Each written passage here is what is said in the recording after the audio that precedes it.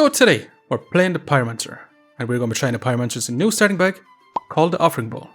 And this starter bag can do a lot more crazy things than the other starter bags because it can allow us to get a godly item within the first 2 rounds. Which in this one, I'm pretty sure we got the world record for the fastest prismatic sword crafted up. Keep too much aware. Now our opponent is rocking kind of a crazy setup here. They're doing a lot of damage. They got that Mega Clover win con. However, but hey, check this run out and let me know what you think of this build. Okay, so today we're going to be playing the Pyromancer, and we're going to be trying the Pyromancer's new bag here, the Offering Bowl, which has 4 slots: start a battle, gain 1 in power, shop enter, consume all items inside, create a flame, and different items based on combined value. We're going to jump into some games here, and we're going to be trying it out here. So basically, in round 1 here, we are going to be offering up as much as we can. We do start off with a dagger and a shiny shell, so we could craft up a shell totem here.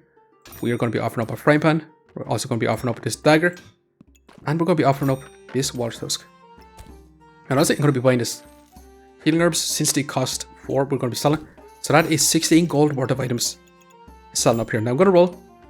I do kind of want to craft up a torch here, so I'm going to be selling our shiny shell. I'm going to be selling our shiny shell in favor of taking the sword, and I will be reserving this lump coal. But yeah, round 1 here, not looking too bad here. A lot of weapons, not a lot of sustain, but we do have damage mitigation and healing here.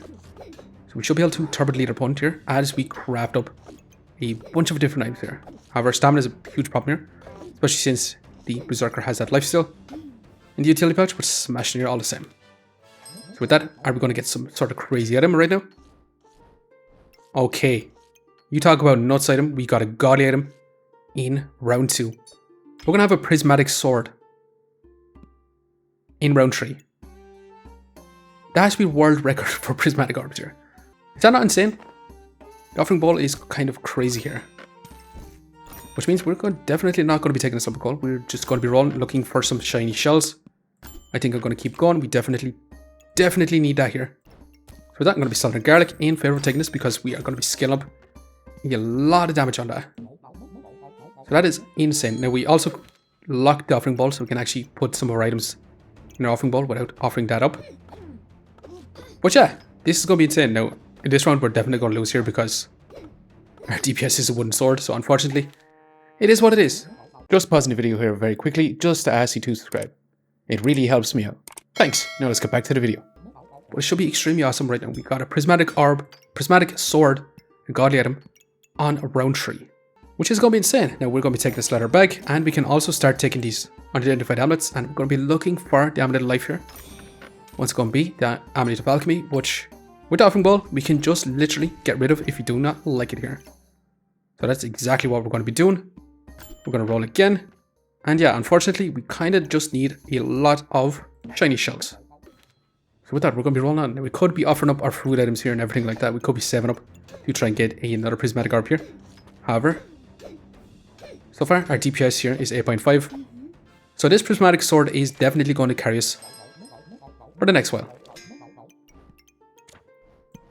We got a customer card, which is insane. We also got 2 flames, which is also nuts. Now we could also go for a corrupted crystal here. We also got another leather bag on, so yeah, we're going to take this because that is a dark item, and that will give us that buff. It is only 12% chance to inflict 3 random debuffs, but that should be awesome. We could also take blueberries here because that is a magic item, which is going to increase the attack speed here. But with that, we're going to roll on like this. Now I'm going to offer up the customer card here to try and get a shiny shell here, potentially, hopefully. Now this is worth 4 gold here, but it will give us a flame back. And it doesn't actually give you back the item worth 3 gold. It gives you back an item where the flame is kind of worth 2 gold here. But smashing. Awesome here. Winning. Yeah, so we got a pocket sand, which is worth 2 gold and 2 flames. So not too bad. Now I'm going to move this down here, so that should be a holy item for our prismatic sword. Now we do want to take this draconic orb. As of right now, it's going to be a lot harder to find those shiny shells, which is not super ideal, because that is an insane way that we stack up a lot of damage on a prismatic sword here. But so far, it's going to carry us here significantly. Even going to begin a red case reaper with a hammer here. So we should be able to outpace him here. Potentially. It's going to be super close. But holy moly, we actually managed to barely pass him out here. We're straight up nuts. The skull badge can give us an option to get a lot of dark items here. But I'm not going to take it. I'm going to roll here quite significantly. Holy moly, we got a corrupted crystal. We're definitely going to have to take that here. So unfortunately, we're going to have to wait around. I will be taking this garlic and I will be offering it up In our offering ball, we're going to roll on like this. We should have a higher chance to inflict debuffs here. So we're probably going to go Dark Lantern build since we got so much corrupted crystals here. It should be insane. However, this opponent is looking super scary. They're going to have a lot of DPS with the stones, frying pan, pineapple, and the shovel here. So unfortunately, even though we have Prismatic Sword here, actually, we got those big crits. Those big crits coming in super clutch here. Insane. Okay, we also got a nuts item here. And we could craft up vampiric gloves, which honestly is going to be the play here. So that we're going to be moving this in here, and we can increase the speed of our chili pepper. But right now, let's go ahead. We offer up this garlic then as well. Actually, yeah, it does mean we can't get a corrupted crystal, but honestly, getting lifesteal here is going to be too insane and not to take here. Especially on vampiric gloves, which is going to increase the speed of here anyway. But yeah, that should be insane. We're definitely going to be offering up our garlic here. It shouldn't be too bad. Now we are going to be getting a hammer dagger sort of build. Absurd hammer dagger build, so this could potentially outpace this here. However, we do get some lifesteal. Can we lifesteal back up? Unfortunately. No, we cannot. However, we did get a vampiric gloves, which is going to be insane. But we are definitely going Dark Lantern here. That is for sure. Which means we can have our setup like this. We do have 11 gold here. I will be taking this right now. And we're going to be offering or having these in as of right now. And we could also go for Dark Saber. But honestly, as of right now, I prefer not to. So with that, I'm going to have it set up like this. So our Prismatic Sword here has 3 dark items. It also has a magic, vampiric, and holy item. So it scales up damage, attacks a little bit faster, and has that lifesteal. And Dark Lantern is going to inflict a lot of debuffs here, which is going to be insanely awesome for us. I'm going to sell 1 flame in favor of actually taking this burning coal. And with that, we're going to be rolling on like this. Now our setup should be insanely powerful. The big bowl, or the offering bowl here, is potentially awesome. It really depends on your luck. The RNG department here. But so far, we inflicted so much debuffs here. Are we going to be able to outpace our opponent here? Smashing. Yeah, we managed to outpace him here. Okay, we actually got a brand new unique item as well as a heart container, which is a holy item, which is perfect for our Prismatic Sword here. Now, Cubert is a brand new Goobert here, which does sound amazing here. And we probably should take it. But as of right now, we're going to be crafting up a Heart of Darkness. I know we could be scaling up our damage with the holy item here, but Heart of Darkness is going to be too awesome not to take here, I think. Now, Cubert does sound amazing here. We will be taking it, but we will be rolling here. We could take more blueberries to be scaling up faster on our Prismatic Sword to make it attack a little bit quicker here. And with that, I'm going to have to sell 2 flames here because I do want to take this 20 back as of right now. So we can actually add this in here. So we can have our Cubert in this position for right now. Now, it's not super ideal. It's going to be mostly just triggering off our chili here to get that chance to get that regen here. 25% chance per star slot here. So our Draconic Orb and our chili pepper is going to be trying to get that regen first, while our blueberries and our corrupted crystal is trying to get that empower first. So it should be pretty awesome here. Shouldn't be too bad whatsoever. And we're going to be rolling on. We're going to be crafting up that Heart of Darkness, which is going to be insanely valuable to us. It's going to be stealing our opponent's buffs, which is going to be pretty darn good, especially. Now, Dark, our Burning Banner is going to be removing our buffs here. So it shouldn't be too bad here. We should be able to scale our damage. We should be able to heal back up a little bit. Our opponent is stacking up a lot of regen, stacking up a lot of heat here. But we'll see. So far, it's not looking too bad whatsoever. We're just smashing on by here. It's awesome. With a Heart of Darkness, which we are going to slot in as of right now. That's going to be another dark item. So we didn't actually get any little bit stronger here. I mean, for our Prismatic Sword. So I'm going to roll on a bit here. We did get a Goobert here, which we could offer up into our offering bowl if we actually want to. We'll actually take this fanny back so we increase the speed of our Heart of Darkness here. Just a little bit here. And we could actually just take this Goobert and offer it up. Actually, I think I will. 20 Fencing Rapier to add to our DPS here. I think we continue to roll here. We'll take Tiny Little Storage. Let's go ahead and roll again. Okay, you are a holy and magic item, which is going to be insanely awesome for us. You also on sale. We could get something kind of crazy here. But yeah, let's go ahead and offer up our Goobert, which is in a horrible position. And we're going to see just what sort of kind of crazy item we can get from this. But we'll see. Our opponent is rocking Belladonna Shade here, so taking that Divine Potion would have been extremely powerful for this run because we could have cleansed all that poison. However, We'll see. So far, it's not looking too bad. Smashing even. Insanely strong. What are we going to get? We got a broom, which we're going to sell instantly because, again, weapons is really bad for us here. We're taking out storage. We're going to have to sell a stone so we can actually add in our glowing crown. That should be amazingly awesome for us. And yeah, we're just going to add in our flames for right now. With that, we're just going to roll on like this. Now, we just want to find a lot of prismatic orbs here, because the more prismatic orbs we find, the more buffs we get on our prismatic sword. So we'll see. Now, our opponent is running staff on healing here with a magic staff, which could be problematic for us here. But so far, not too bad here. Smashing even. Okay, so we could become truly unkillable by taking this Phoenix, especially since it's on sale for 6. I'll take it for right now. I'll go ahead and continue to roll on. We could take this eye lamp for some scaling damage. Or our prismatic sword here. So right now we're going to have to add in our Phoenix in this position. That should be pretty decent. So yeah, we moved our setup around a little bit. So we have our Phoenix in this position. That should be pretty awesome. We should basically be unkillable for the time being, because with our Dark Lantern we're going to resurrect. Also get a lot, well, decent amount of lifesteal from our weapon here. But again, our opponent actually managed to beat us down here. We'll get that invulnerability. They're going again. We do resurrect with our Phoenix here. However, it's going to be super close. And yeah, actually, we're definitely not unkillable. They've actually managed to kill us here, which is pretty bad here. Now, we are going to be rolling on. We're going to be trying to get a little bit crazier. Speaking of crazier, we definitely got a little bit crazier here. So then we're going to add in our prismatic orb that we literally just got to add in to right now into this position. It's going to be the best we can do for right now. Now, honestly, we could get rid of Cubert here and add this in here. And that would be another dark item, but it is what it is. That's going to be a big buff to a prismatic sword here. That's going to be extremely awesome. I do want to take this stamina sack, and we're going to roll on like this. Now, we did take out our mana up here, so our glowing crown will never ever reach enough mana here, unless our prismatic orb scales up that mana here, but that is going to be 1 mana every 5 seconds, so that is going to be 30 more seconds before we get that invulnerability. But insane damage here. All stemmed from getting prismatic orb super early.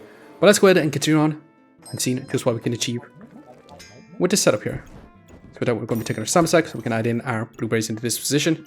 We're going to take a pineapple here since on sale.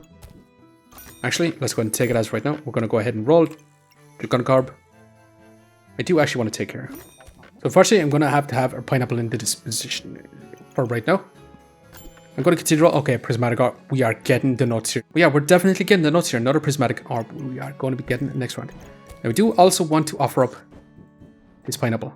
But yeah, I managed to move our setup around just a little bit here, so our prismatic orb is getting a little bit better value on this glowing crown here. Once we get this prismatic orb here, we're going to be adding in to this position as of right now. So this should be insanely awesome for us right now.